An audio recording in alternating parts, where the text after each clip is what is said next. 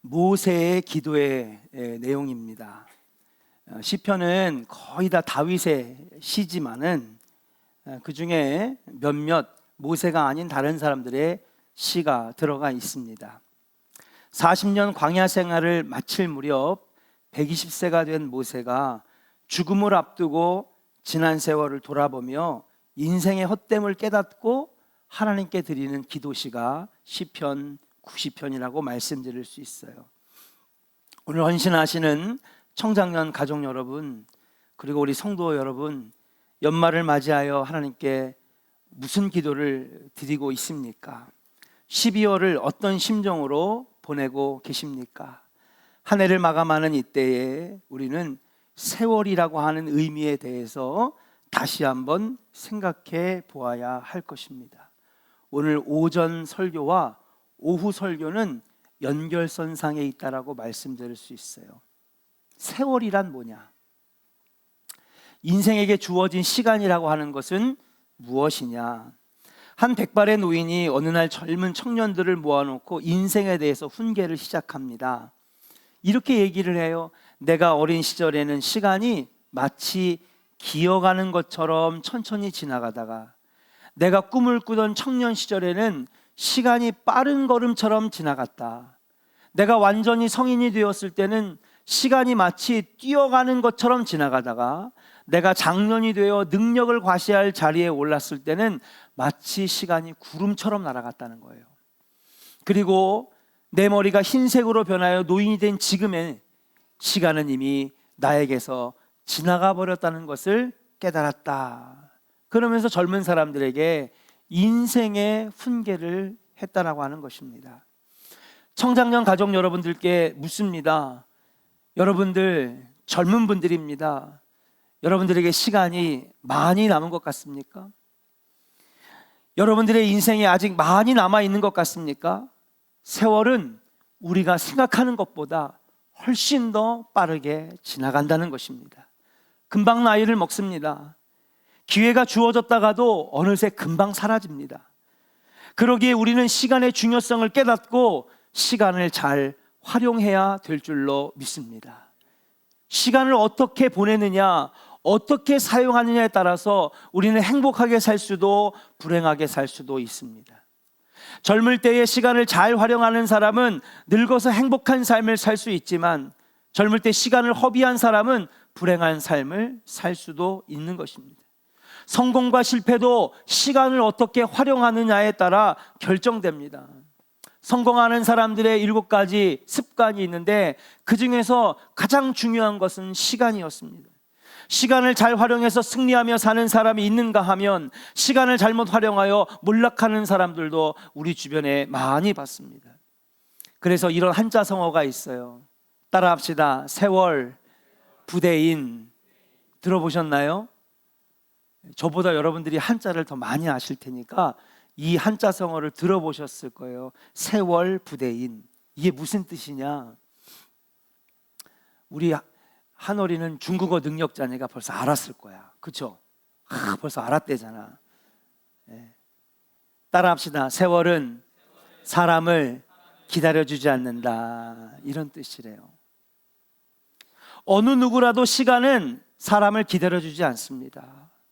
그냥 지나가 버리고, 나이를 먹을수록 그 시간이 지나가는 속도는 엄청나게 빠르다는 거예요.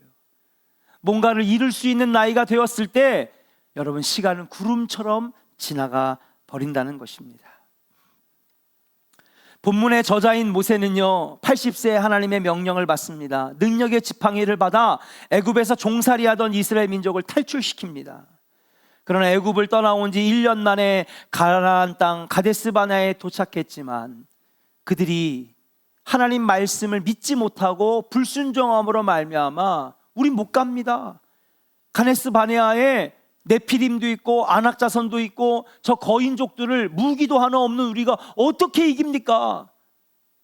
여러분, 하나님이 주신다고 그랬으면 주시는 거예요, 안 주시는 거예요? 주시는 거죠. 하나님은 전능하신 분이기 때문에 불가능이 없으신 거예요. 주시겠다고 하면 주시는 거예요. 믿으시면 아멘. 하나님이 하시겠다고 하면 하시는 거예요. 근데 믿음이 없으니까 불순종한 겁니다. 결국 그 하나님께 불순종함으로 말미암아 그들이 몇 년 동안 광야에서 보내요? 40년을 허송세월을 합니다. 40년간 광야 생활을 하는 동안 고통을 겪게 됩니다. 광야 생활하는 동안에 그들의 습관은 어디 가지 않습니다.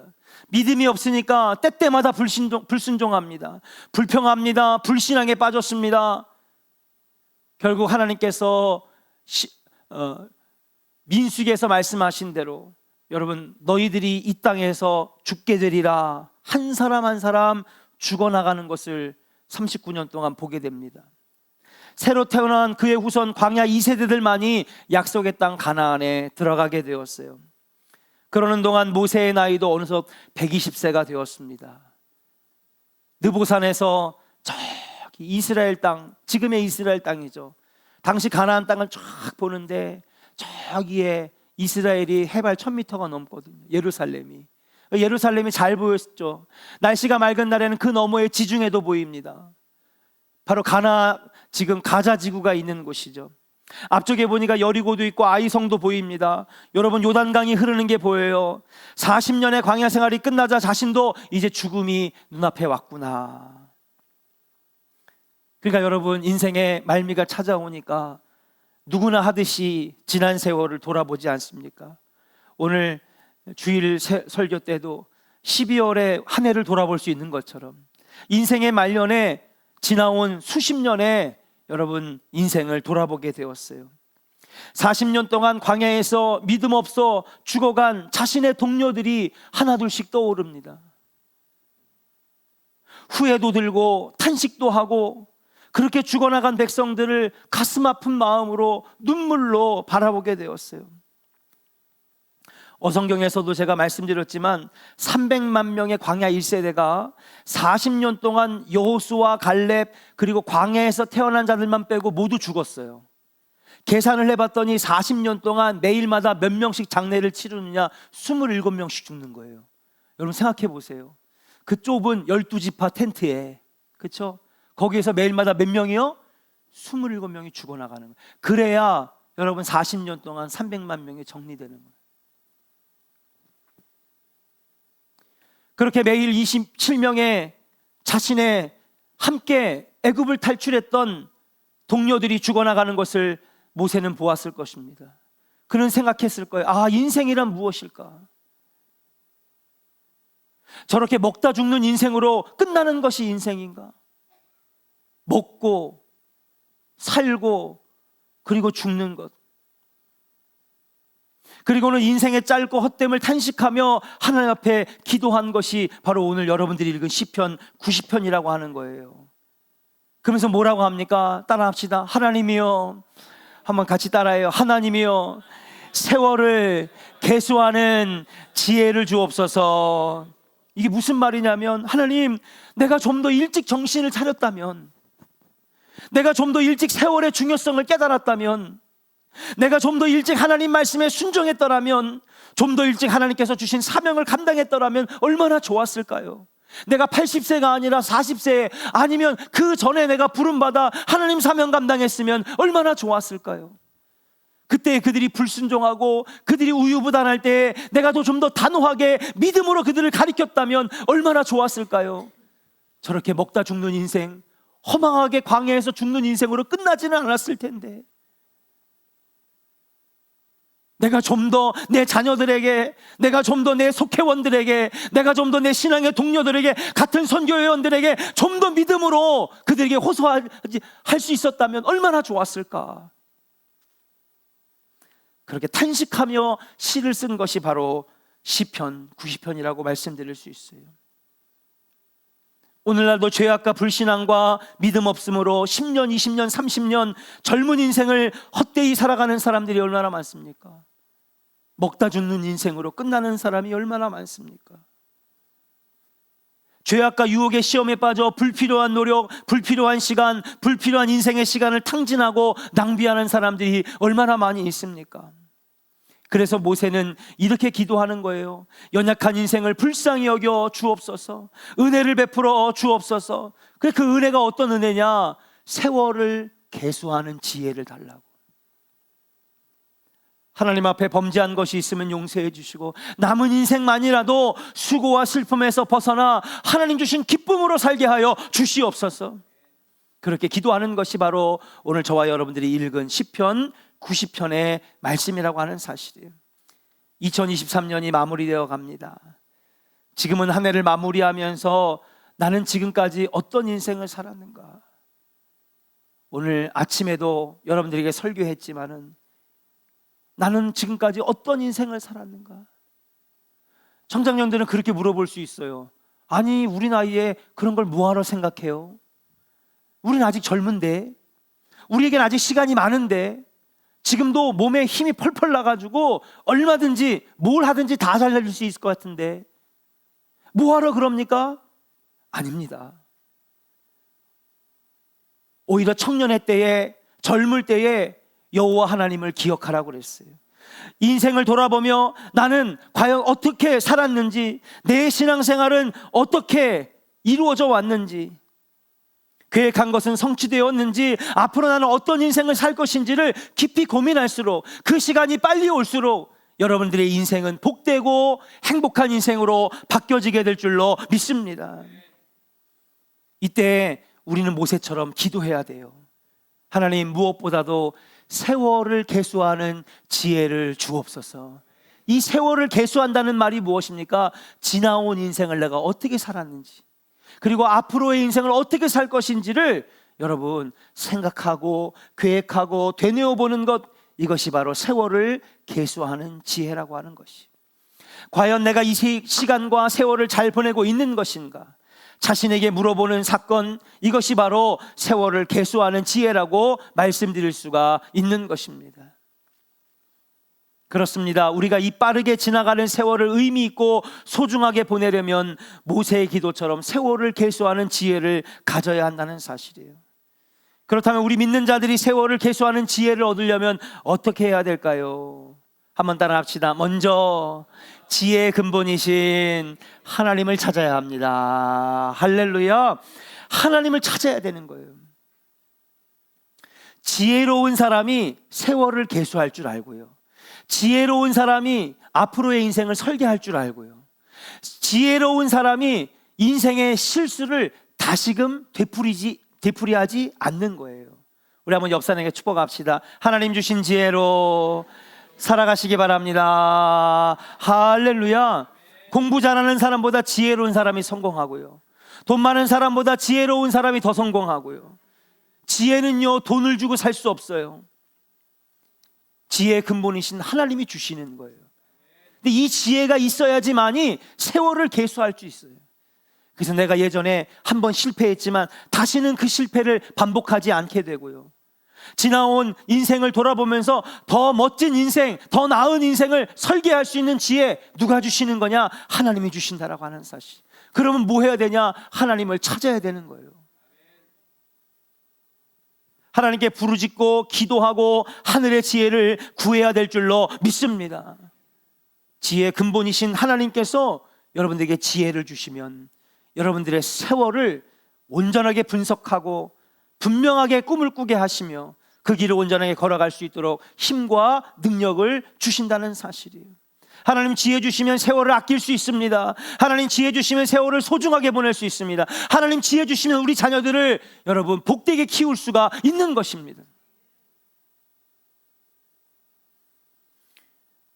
금요일 날도 제가 말씀드렸는데 페이스북에 제 친구 목사가 사진을 6장을 올렸어요. 대학 합격 통지서, 첫째 아들 대학 합격 통지서 6장을 올렸어요. 다 합격이야. 그 중에 의대가 4개, 카이스트 하나, 유니스트 하나. 깜짝 놀랐어요. 이미 들으신 분들은 안 놀라시니까 뭐. 전 지금도 놀라워요. 근데 저는 하나님께서 이 가정에 복을 주셨다고 생각해요. 그 친구 목사의 교회는 할머니들 12명밖에 없어요. 논산에서도 더 떨어진 시골 교회예요. 심지어는 그 친구는요, 손 하나가 어린 시절에 농기구에 잘려가지고 손이 없어요. 신학교 입학했는데 항상 이게 바지에 넣고 다니고 뒤로 빼고 다녀가지고 이상하다 했는데 몇 달이 지나서 봤는데 보니까 손이 없더라고. 근데 저는 알아요. 누구보다 성실하게, 누구보다 시간을 잘 사용해서 늘 성실하게 목회하는 것을 저는 알고 있어요. 하나님 갚아주셨어요. 할렐루야. 얼마나 착한 아들인지. 신앙으로 자랐습니다. 비록 저는 12명의 교인밖에 없지만 여러분 분명히 그 목회도 아름답게 하나님이 받으시는 목회일 줄로 믿습니다. 숫자는 중요하지 않아요. 하나님 앞에 바로 서니까 하나님 지혜 주시고 복을 주시고 그 자녀에게 지혜를 주셔서 내가 축하 댓글을 쓰다가 염장 지르지 마라 그렇게 쓸래다 다시 지우고 진심으로 축하한다 친구야. 그 친구가 얼마 전에 야 있잖아 10년 전에 누가 옆에 교회 같은 동네 시골 동네 복덕방 하는 분이 있는데 지금 세종에 뭐가 있으니까 청약을 하나 들으라고. 난 삼순인가 사순인가 그런데 그거 해서 뭐 하냐고. 그래도 그냥 믿져야 본전이니까 그 한 달에 얼마 내지도 않아. 해봐 10년 전에 삼순인가 사순이었는데 세종의 아파트가 됐어요. 1억 5천에 됐어요. 1억 5천에. 지금 얼마인지 아세요? 10배도 넘어요. 10배. 하나님 복을 주시더라고. 사랑하는 여러분, 하나님을 찾고 하나님 앞에 성실하게 서실 때에 하나님 반드시 갚아주시는 줄로 믿습니다. 그렇기 때문에 우리는 하나님을 찾고 하나님께 부르짖고 그렇게 할 때 우리 인생을 새롭게 설계할 수 있는 거예요. 사랑하는 청장년 여러분, 우리에게 시간이 많을 것 같지만 그렇지 않습니다. 젊음의 때는요 금방 지나가 버리는 거예요. 그러면 이 세월을 어떻게 보내야 될까요? 하나님을 찾는데 여러분 시간을 쓰고 마음을 쓰고 에너지를 써야 될 줄로 믿습니다. 그런 의미에서 많은 젊은 사람들이 하나님을 모르고 살아가지만 오늘 헌신하는 우리 청장년, 우리 조원의 청장년들, 청년들은 복되고 복된 귀한 아들, 딸들인 줄로 믿습니다. 앞으로도 우리 청장년 젊은 세대가 더 많이 일어나서 정말로 세월을 아끼고 세월을 하나님과 함께 보냄으로 말미암아 여러분 복된 인생, 행복한 인생을 만들어 가시기를 주의 이름으로 간절히 축원합니다. 미국의 연방교도소에 18년간 복역했던 에드워드 분커라는 사람이 있어요. 5살 때 부모가 이혼하여서 여러분 아동보호소에서 자라났다고 합니다. 그러니까 늘 사회에 분노와 악한 마음밖에 없었대요.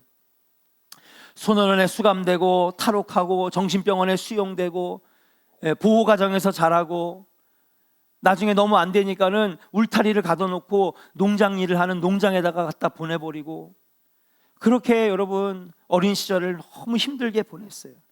결국 범죄 조직에 가담했는데 마약 거래와 무장강도 혐의로 검거되었는데 그때 나이가 17세. 미 연방교도소에서 최연소 수감자가 되는 영광을 안았습니다. 이 사람이래요. 그런데 그의 인생이 감옥에서 바뀌었어요. 그는 감옥에서 하나님을 만나게 됩니다. 하나님이 주신 이 성경, 할 게 없으니까 성경이 읽는 거죠. 성경이 읽다가 하나님이 지혜를 주시는 거예요. 거기에 보니까 세월을 아껴라, 때가 악하니라, 또 세월을 계수하는 지혜를 달라고 하는 모세의 기도를 또 읽습니다. 성경에는요 시간과 세월에 대한 그런 좋은 말씀들이 얼마나 많은지 몰라요. 그렇게 모세의 기도가 그의 마음속에 깊은 감명을 주던 때에 바로 옆 독방에 수감된 어떤 사형수를 알게 되는데, 언제 사형이 집행될지 모르는 초조감 속에서도 끊임없이 글을 쓰는 그 사형수를 보게 되면서 그 사형수의 깊은 감명을 받아요. 그러면서 나는 지금까지 뭐 하면서 살았을까? 나는 왜 이렇게 젊은 시절을 허송세월하면서 보냈을까?